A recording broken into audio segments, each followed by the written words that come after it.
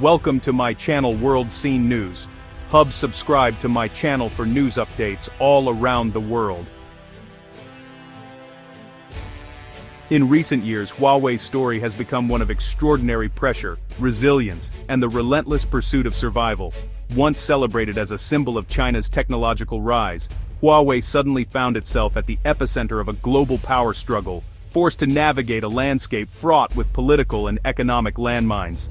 For the United States, Huawei was never just another tech giant. It was seen as a looming national security threat, a company whose rapid growth and close ties to the Chinese government raised alarms in Washington. American officials feared that Huawei's dominance in 5G and telecommunications could give China unprecedented leverage over global communications infrastructure. In 2019, the U.S. government took decisive action, placing Huawei on the infamous Entity List. This move effectively blacklisted the company, cutting off its access to vital American technology, software, and components. Suddenly, Huawei's ability to source everything from Google's Android system to advanced microchips was thrown into jeopardy. But the pressure didn't stop at America's borders. The U.S. lobbied its allies and partners around the world, expanding sanctions to target any company that used American technology in their products. The goal was clear: to isolate Huawei from the global supply chain and cripple its ability to compete on the world stage. The consequences were swift and severe. Huawei's once booming smartphone business suffered a dramatic collapse, as it could no longer access the latest hardware or software updates. Retailers pulled its devices from shelves, and global sales plummeted almost overnight. Even more devastating was the loss of advanced semiconductor chips, the lifeblood of modern electronics. With suppliers cut off, Huawei's ability to produce cutting-edge devices was severely crippled, threatening its very existence in the fiercely competitive tech market. Facing an existential crisis, Huawei's leadership was forced to confront a stark reality: either accept a slow fade into irrelevance, or embark on a bold journey to reinvent the company from the ground up. Under the determined guidance of founder Ren Zhengfei, Huawei made a historic decision. The company would pursue self-reliance, investing heavily in research and development and seeking to build its own technology ecosystem, one that could survive without Western support. This bold pivot sent shockwaves throughout the global tech industry, challenging the established order and forcing competitors and governments alike to rethink the future of technology, innovation, and international cooperation. Facing unprecedented odds, Huawei launched a bold counteroffensive: technological independence. Billions were poured into R&D, especially in semiconductor design and manufacturing. Huawei's HiSilicon division and partners like SMIC were tasked with building world-class chips without Western tools. Simultaneously, Huawei accelerated Harmony OS, its own operating system, to replace banned American software. This two-pronged approach, homegrown hardware and software, was a high-stakes gamble.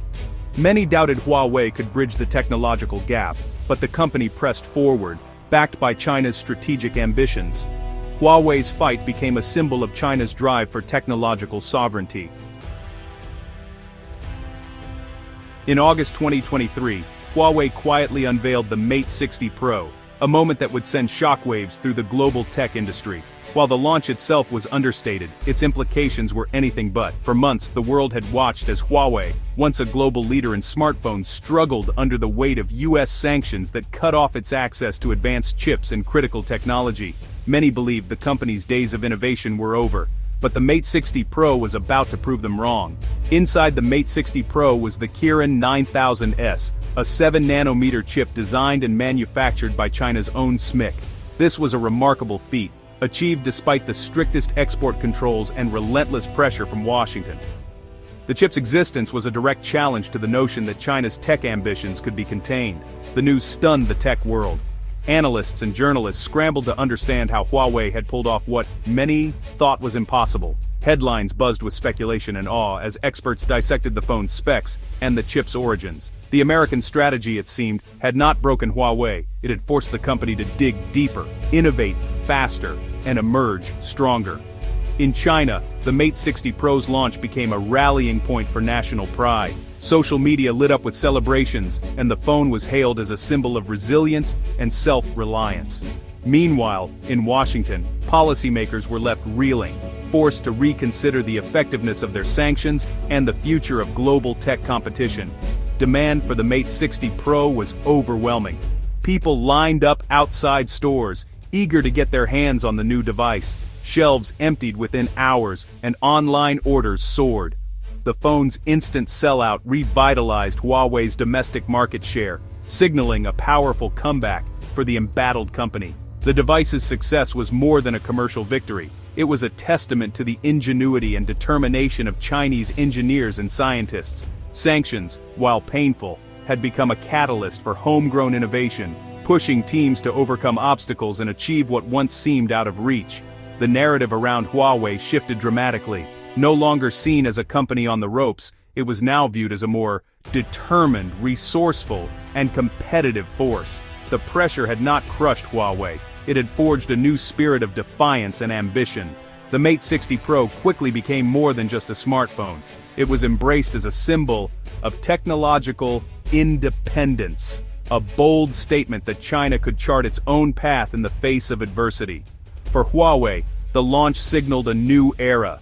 The company was not just surviving, but leading a renaissance in Chinese technology, inspiring a new generation of innovators and entrepreneurs. As the world watched, it became clear, the global balance of power and technology was beginning to shift, and the story of the Mate 60 Pro was only the beginning. Huawei's comeback sent shockwaves through Silicon Valley. NVIDIA CEO Jensen Huang admitted that U.S. sanctions were creating a formidable Chinese competitor. By blocking access, the U.S. was forcing China to build its own tech stack, fast. American firms now faced exclusion from the vast Chinese market, shrinking their global influence. Huawei's rise in AI chips like the Ascend series threatened NVIDIA's dominance. The tech trap set for Huawei was now ensnaring its American architects. Silicon Valley realized isolating rivals can backfire, fueling the very competition it sought to suppress. As Huawei rebounded, new challenges emerged from Taiwan. In June 2025, Taiwan blacklisted Huawei and SMUC, requiring special licenses for tech exports. The trigger, a 2024 incident where a Huawei AI chip was found to contain TSMC silicon, despite supposed compliance with U.S. sanctions. The revelation exposed loopholes in Huawei's resourcefulness in stockpiling critical chips. Taiwan's crackdown closed these gaps, tightening the tech blockade.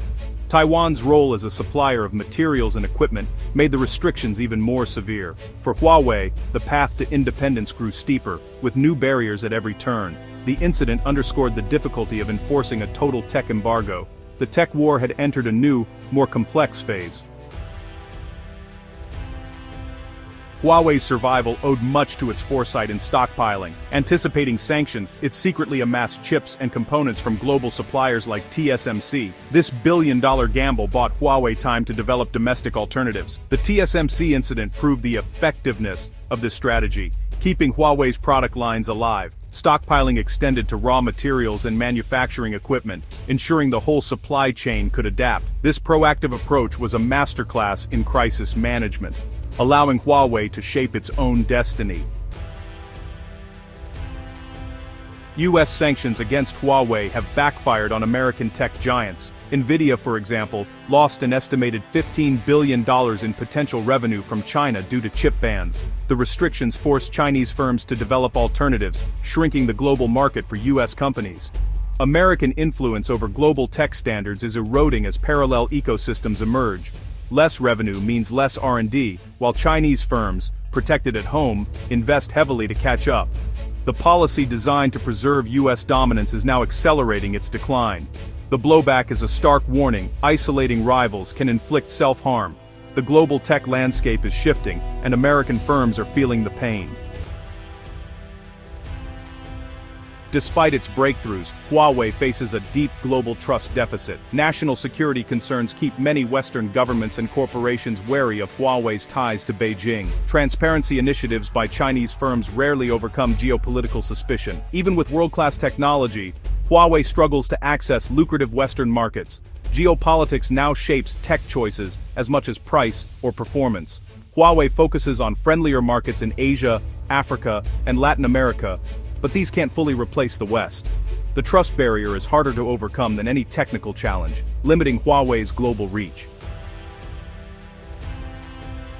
The ongoing struggle between the US and Huawei is just one chapter in a much larger story. A story about the world splitting into two distinct technological ecosystems. This isn't just about one company or one country. It's about a fundamental shift in how technology is developed, shared, and controlled across the globe.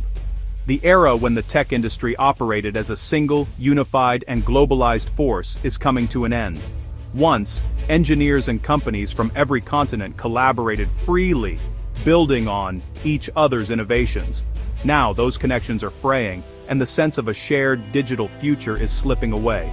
Today the world is rapidly dividing into two major technological spheres, one led by the United States and the other by China. Each side is building its own networks, standards, and platforms, creating parallel universes of innovation that rarely intersect. In China, companies like Huawei are racing to develop homegrown chips and operating systems like Harmony OS. These technologies form the backbone of a new, non-American tech stack designed to reduce reliance on Western suppliers and assert technological independence. This digital iron curtain is forcing countries, companies, and even individuals to make tough choices about which side to align with. The stakes are high, as access to technology increasingly determines economic and political power. As a result, we're seeing a duplication of effort on a global scale. Teams in different countries are working on nearly identical projects, but with no collaboration or shared progress. Innovation is being stifled, and the pace of advancement may slow as resources are split. For multinational companies, this new reality means navigating two completely separate sets of standards, regulations, and supply chains.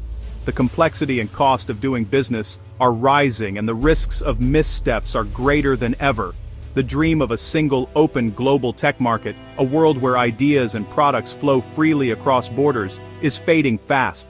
International cooperation is giving way to suspicion and competition.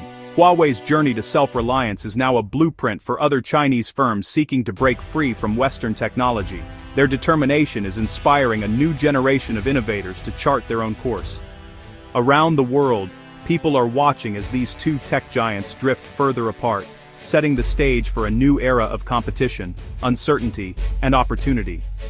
The choices made today will shape the digital landscape for decades to come.